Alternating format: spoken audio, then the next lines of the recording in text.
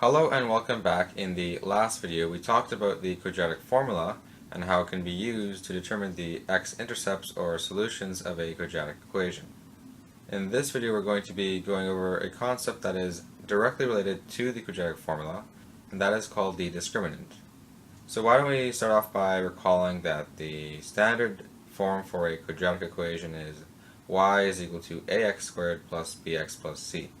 We established that the quadratic formula is given by this equation. And we know that the quadratic formula gives us the x-intercepts or roots or solutions of the parabola. So the expression inside of the brackets, which is b squared minus 4ac, is called the discriminant.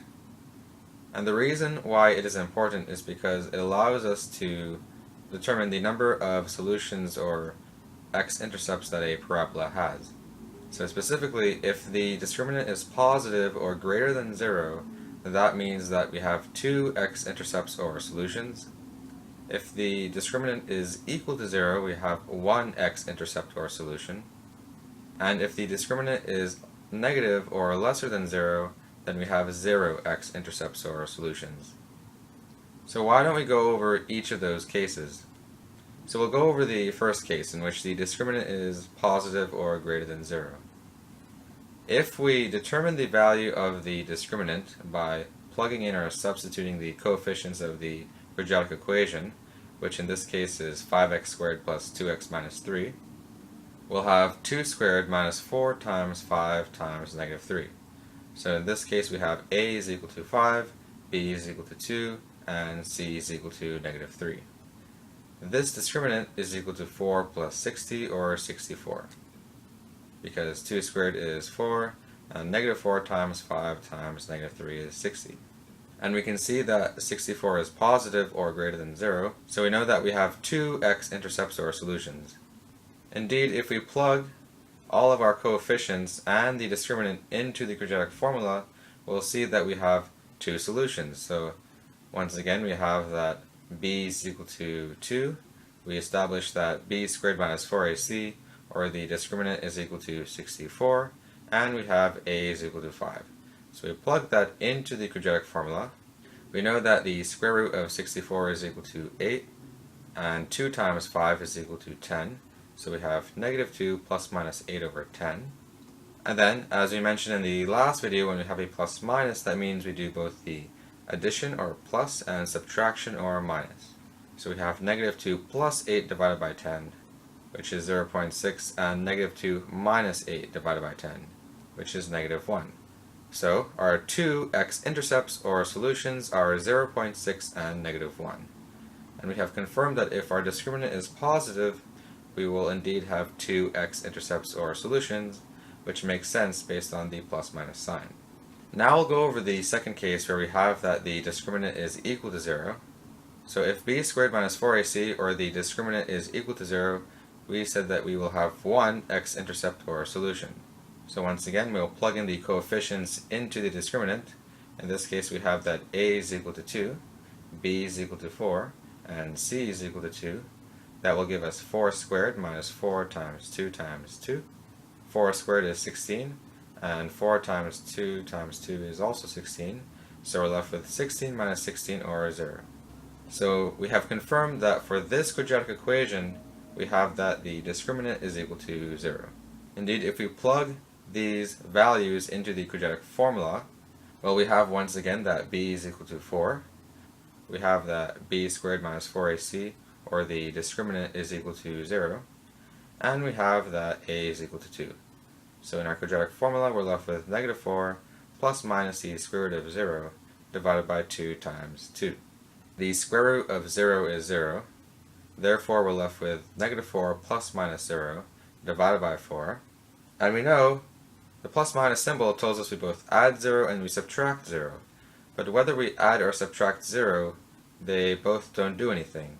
So either way we're left with negative 4 over 4, which is negative 1. So we have confirmed that there is only one x-intercept or solution when the discriminant is equal to 0. In this case, that x-intercept or solution is negative 1. And this makes sense because if the discriminant is equal to 0, we're left with plus minus 0, which we know gives you the same thing. Whether we add 0 or subtract 0, we get the same value. So once again, we established that the x-intercept or solution is x is equal to -1. And if you are curious about how the graph looks like, it looks like this. So we established that this quadratic equation has only one x-intercept or solution. That means that the parabola only touches the x-axis once, as we can see in the graph. So the final case is when the discriminant is lesser than 0 or negative, and we established that this means we have 0 x-intercepts or solutions. So why don't we try to confirm that and get a better idea of why that is. So once again, we can plug our coefficients into the discriminant. We have that b is equal to 4, a is equal to 4, and c is equal to 3. That gives us 4 squared minus 4 times 4 times 3. 4 squared is 16, and 4 times 4 times 3 is 48. So we're left with 16 minus 48, which is -32. -32 is lesser than 0 or negative, so we know that for this particular quadratic equation, we have that the discriminant is negative, or lesser than 0. Once again, we can plug our coefficients and the discriminant into the quadratic equation. We establish that b is equal to 4, b squared minus 4 is c, or the discriminant is -32, and a is equal to 4. So we're left with -4 plus minus the square root of -32 divided by 2 times 4. And here's where the problem lies. We have the square root of a negative number. So I'm going to explain to you why the square root of a negative number, in this case we have the square root of -32, does not work. If you put it into your calculator, it will give you a math error, and we'll see why. So let's just say that we had the square root of 64. We know that when we're asked to find the square root of a number, we're looking for a number that when multiplied by itself gives you the number in the square root. In this case, we know that 8 times 8 is equal to 64, so 8 would be an answer to that square root. We also know that -8 times -8 is also equal to 64. So we can therefore say that the square root of 64 can be equal to 8, and it can also be equal to -8, because both 8 times 8 and -8 times -8 are equal to 64. But what if we had the square root of -64? Well, the only two things we could do are 8 times -8 and -8 times 8. That would give you -64. But the problem with this is that we have to have two numbers that are the same. 8 and -8 are not the same. We cannot have a positive number and a negative number because those two numbers are not the same. So as a result, this does not work. In fact, we know that for any negative square root, because we need to have a positive times a negative to get a negative, there will be no solution. Because as soon as you do a positive times a negative, those two numbers are not the same, and it no longer satisfies the condition. So I hope that gives you a better idea as to why we can't have the negative of a square root.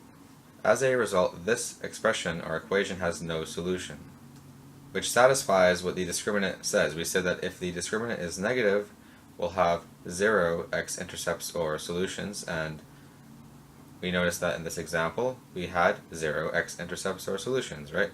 We had no solution because the square root or discriminant was negative. And in case you wanted to know, the parabola looks like this, right? Because it has no x-intercepts or solutions, we can see that the parabola never touches the x-axis. So as a recap, the discriminant is mostly used to determine how many roots or x-intercepts or solutions you have for a quadratic equation without having to go through the entire process of factoring or applying the quadratic formula. So that is all I wanted to go over for this video. Thanks for watching.